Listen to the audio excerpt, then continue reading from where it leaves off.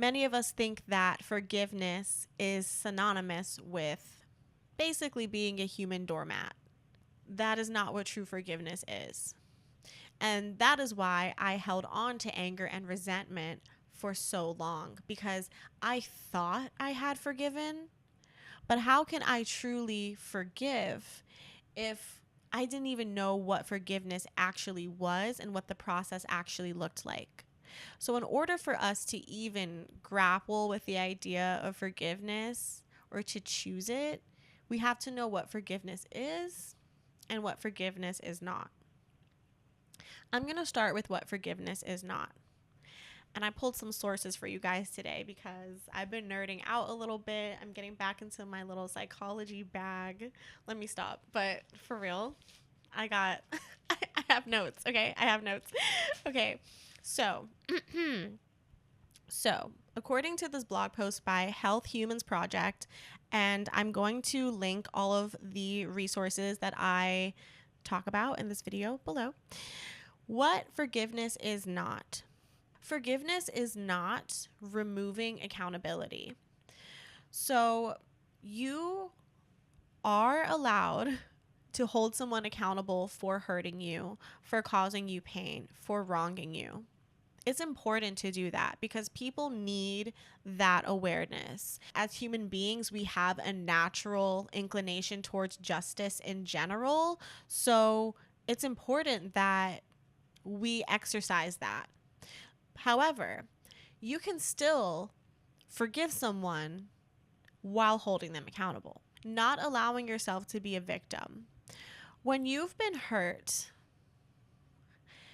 and you were trying to forgive, and an issue that I had with this was I would try to transcend my anger. So while a part of me would acknowledge what I had been through, I would try to fast forward the process and be like, I'm fine. I'm over it. Like I got this. I am not a victim. I can overcome this. I've been through worse in my life. Like I'm not going to let this stop me. And while I think that that is a healthy mentality to have, I think that that mentality comes later on in the process when you really mean it. You know how we have to kind of fake it till we make it, like trick our brains into believing something about ourselves until we fully believe it? I think that that works for more superficial things like I'm beautiful, and then one day you really believe it. I think when it comes to the deeper emotional work, it's not as easy as band-aiding it with an affirmation. I think that sometimes we have to go into the shadows, go into the darkness and explore, look around at those dark feelings, those feelings of vengeance, those feelings of rage, hatred, pain. We have to look at them in the face and explore them. And so forgiveness is not taking away what happened to you. It's not erasing the fact that you were a victim in that situation. It's actually acknowledging that. However, again, you can be a victim, you can be someone who was hurt and still forgive. Forgiveness is not pretending you're okay when you aren't, right? So this ties into the last idea of acknowledging your pain.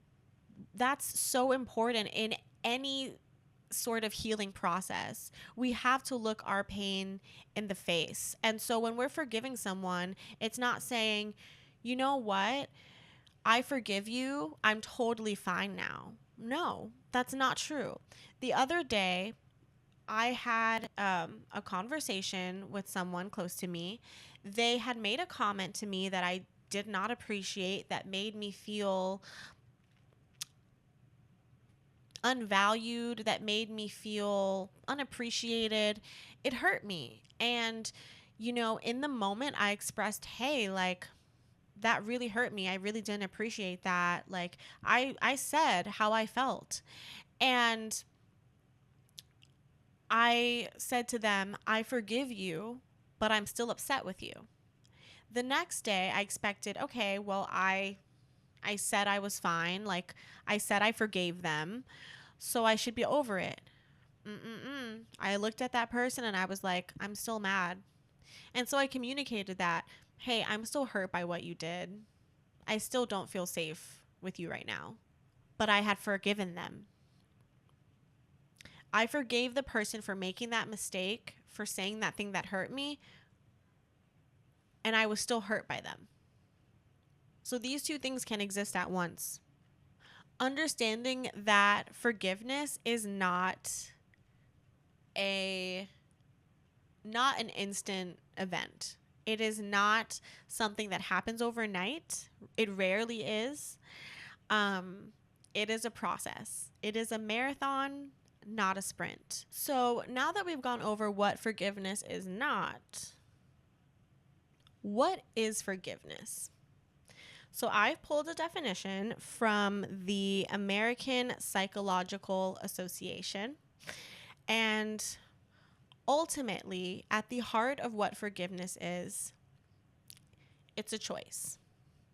And I'm going to read the definition for you that expands on this. Forgiveness involves willingly putting aside, let's highlight that, willingly putting aside feelings of resentment towards someone who has committed a wrong, been unfair or hurtful, or otherwise harmed you in some way. Forgiveness is not merely accepting what happened or ceasing to be angry. Rather, it involves a voluntary transformation of your feelings, attitudes, and behavior so that you are no longer dominated by resentment and can express compassion, generosity, or the like toward the person who wronged you. That's a word, okay? Rather, it involves a voluntary transformation of your feelings, attitudes, and behaviors so that you are no longer dominated by resentment.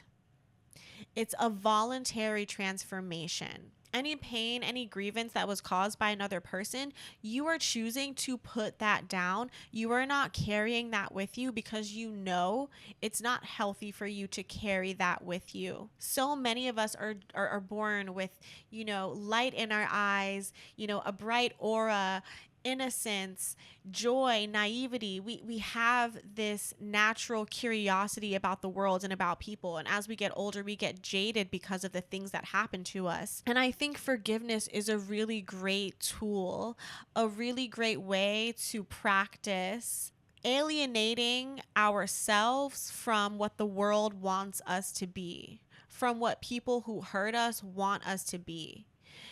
Sometimes when people hurt you, there's a much deeper intention. It's not just to make you sad. Sometimes when people hurt you is because they want you to feel a way about yourself. They want you to feel the way that they feel inside. They want to rob you of your joy. When you forgive them, as ironic and backwards as it can sound, you are actually doing the really beautiful thing of reclaiming your joy. You are saying, the reason that I am this joyous, peaceful person is not because I never feel sad or I never feel angry or I never get hurt. The reason that I am this peaceful, joyful person that is filled with light that you felt the need to take from me is because I lead with love. I lead with compassion. I lead with peace. So what you're doing is you're reclaiming that. They have tried to take it from you by causing you pain, but when you release that pain and hand it right back over to them and say, God bless you, I'm praying for you, or I forgive you, where does that pain go? Does that person absorb it back? I don't know, but it's not your business because it's not your pain to carry. We're releasing it. And that's why I think forgiveness is so powerful and so important. Wow, that was a live revelation right there. Through reading that, I was like, that's incredibly beautiful. So now that we have an understanding of what forgiveness actually is and why it's so important, let's talk about the benefits of forgiveness.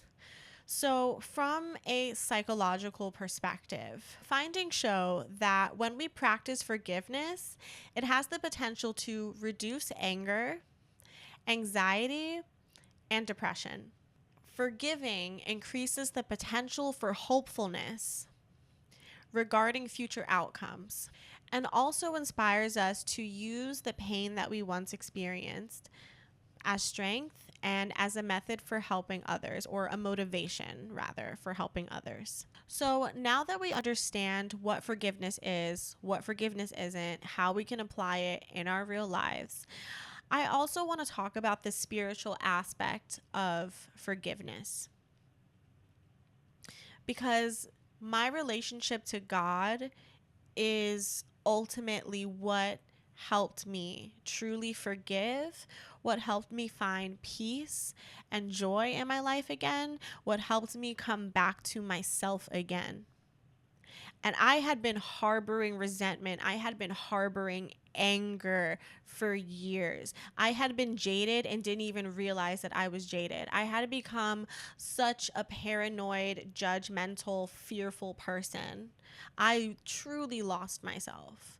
And what brought me back, besides all of that internal work and shadow work, was God. God reminding me of his infinite love, his divine love, his capacity for love, and therefore my capacity for love, that I am loved and I am worthy. And so therefore, anyone who hurts me, they are also loved and they are also worthy. I've learned that it's harder to hear God when we have a hardened heart.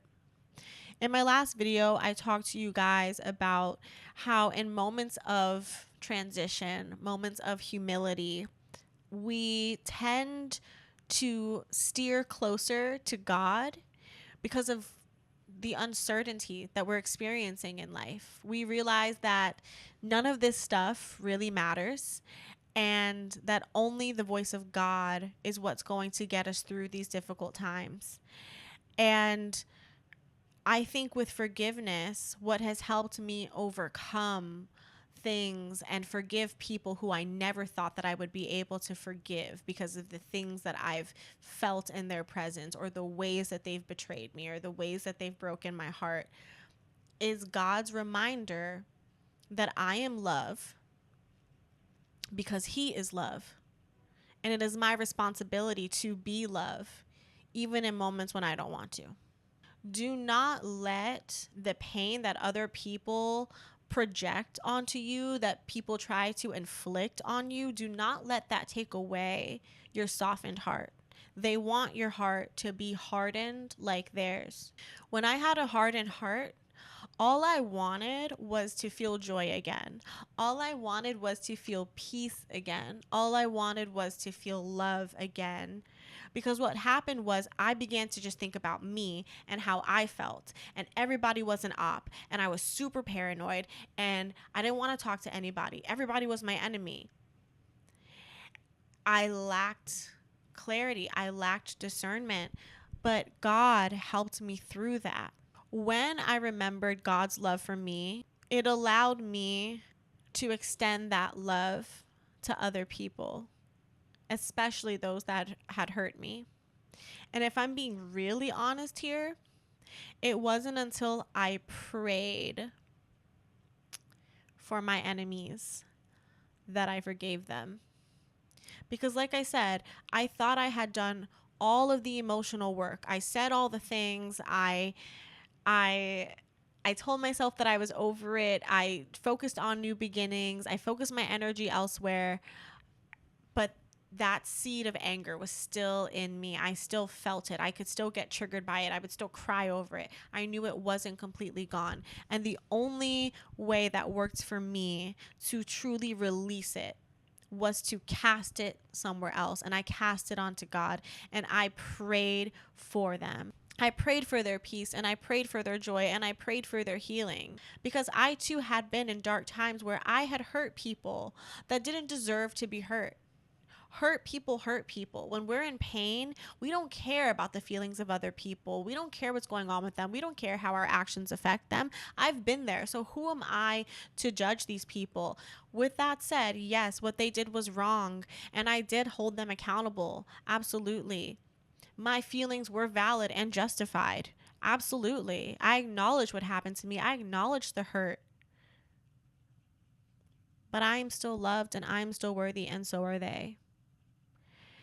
And taking it back to psychology, where the benefits of forgiveness, one of them is to see yourself in a more positive light. I did, because I saw myself again. I saw the love I had within me. I saw the compassionate Crystal again. I saw the empathetic, understanding, caring Crystal again. And I had lost her. So with that being said, I want to end with some scripture. Specifically reading Luke 6:27, love for enemies and judging others. But to you who are listening, I say, love your enemies, do good to those who hate you, bless those who curse you. Pray for those who mistreat you. If someone slaps you on the cheek, turn to them the other also. If someone takes your coat, do not withhold your shirt from them. Give to everyone who asks you, and if anyone takes what belongs to you, do not demand it back. Do to others as you would have them do to you. If you love those who love you, what credit is that to you? Even sinners love those who love them. And if you do good to those who are good to you, what credit is that to you? Even sinners do that. And if you lend to those from whom you expect repayment, what credit is it that to you? Even sinners lend to sinners, expecting to be repaid in full.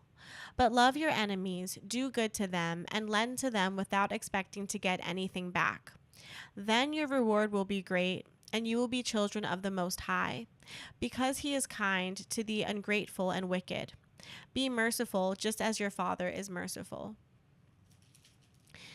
When I first read this, I was like, so I have to let someone slap me again after they already slapped me?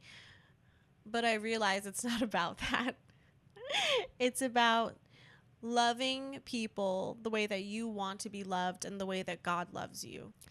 Then he goes into judging others. And to me, this passage kind of feels like a justification for what he expressed in loving your enemies. Why do you look at the speck of sawdust in your brother's eye and pay no attention to the plank in your own eye? How can you say to your brother, let me take the speck out of your eye, when you yourself fail to see the plank in your own eye? You hypocrite. First take the plank out of your eye, and then you will see clearly to remove the speck from your brother's eye. How powerful is that?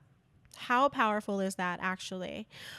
When you look at the speck of sawdust in your brother's eye and pay no attention to the plank in your own eye. So all of this boils back down to unconditional love and compassion. I know, guys, I know it's really hard to feel that way towards people who have gone out of their way to hurt you, gone out of their way to see your downfall. I know.